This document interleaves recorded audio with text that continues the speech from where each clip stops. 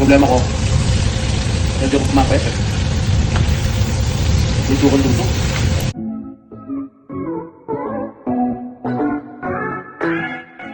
Senator Jinggoy Estrada matunog na matunog ngayon ang kanyang pangalan. Subalit hindi alam ng marami, napakasimple lamang niya talaga pag umuuwi sa kanilang bahay.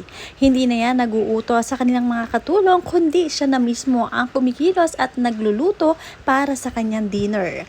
At ito nga ang kanyang cooking era ngayon. Panoorin at kung hindi pa nakasubscribe, don't forget to click subscribe and hit the notification bell to keep you updated.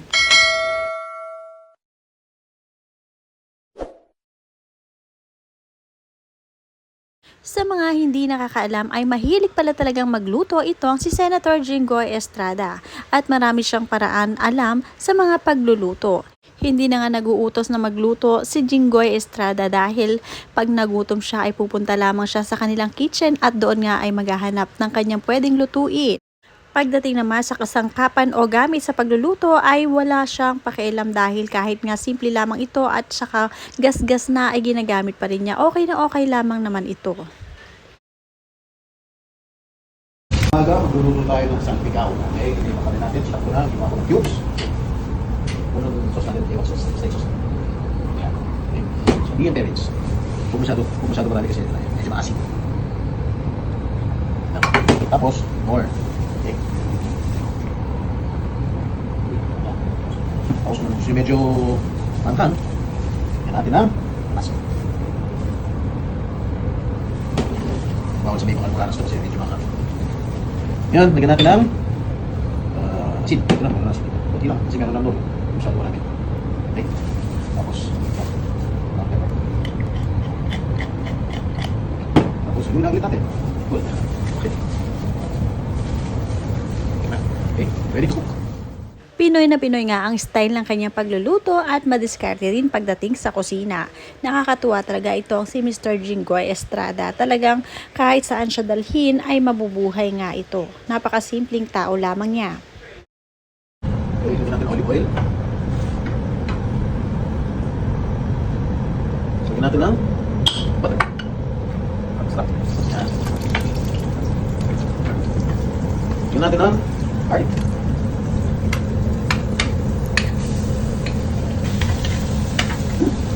Sarap na moy.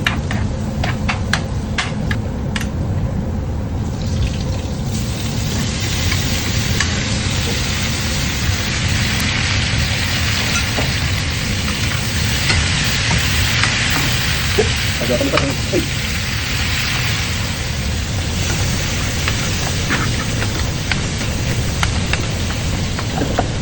Dati, gimana?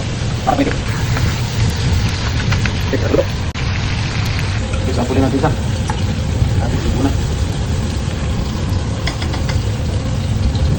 Hindi lamang pang sarili niya ang iniluluto ni Senator Jinggoy Estrada dahil kung ano man ang kanyang lutuin ay ibinabahagi niya ito kung sino man ang nasa bahay nila, ang kanyang mga staff. Napakabait din talaga ni Senator Jinggoy.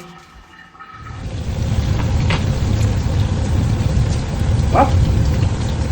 Okay, plate number 1. Oh, yun dyan.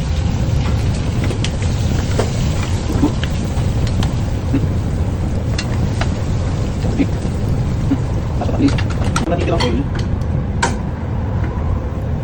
Yung natitirang oil dito. So, bigyan pa natin ng butter para sa lasa.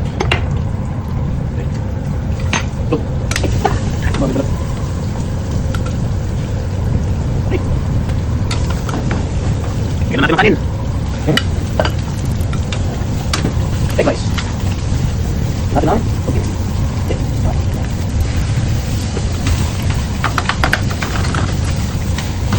Makaiba kayo tutong, masarap yung tutong.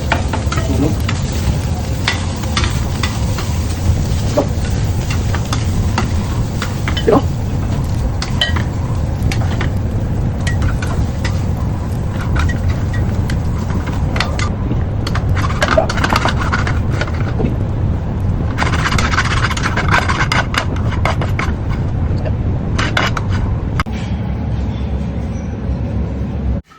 At this time naman, nagluto naman siya ng delata o corned beef dahil nga ito ang available sa kanyang bahay ngayon. Talagang ito ang kanya niluto. Walang kaarte-arte si Senator Jinggoy Estrada. Mahilig nga din siyang magluto ng mga itlog at dahil hindi rin sila nawawala ng itlog sa kanilang bahay. Talagang ang itlog talaga ang isa sa pangunahing pagkain ng mga Pinoy. Parang ito yung way ni Senator Jinggoy para mag-relax. Ito ay, ang cooking kasi ay nakaka-relax din at syempre, fulfillment ito para sa kanya. Kaya magluluto ka ng corned beef.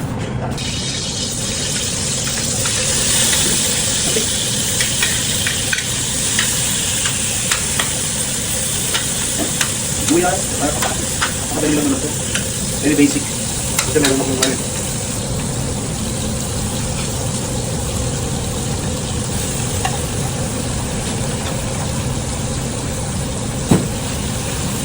Tutulong pa natin.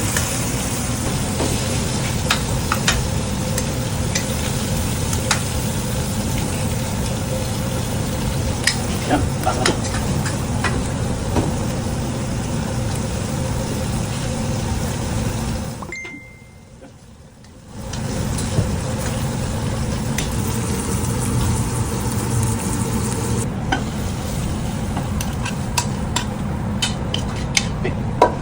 Luto naman tayo ng scrambled egg. Siguro hindi na omelette kasi yung niluto ko, yung scrambled egg. Ito kulit.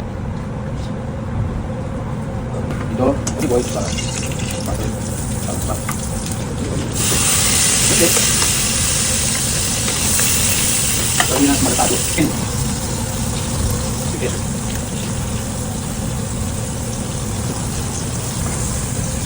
So, yan.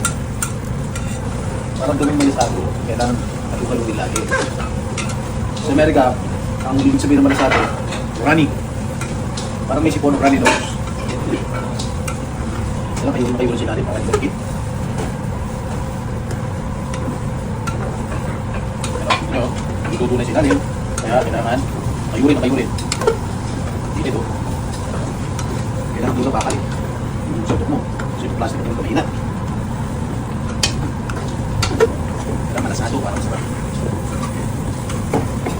Ngayon, pag medyo luto na, papatayin niyo yung apoy. Kasi nagigit pa yung kawali. Luto na siya. Yan. Malasado na. Ayan na. Okay. Saan yung lalagyan?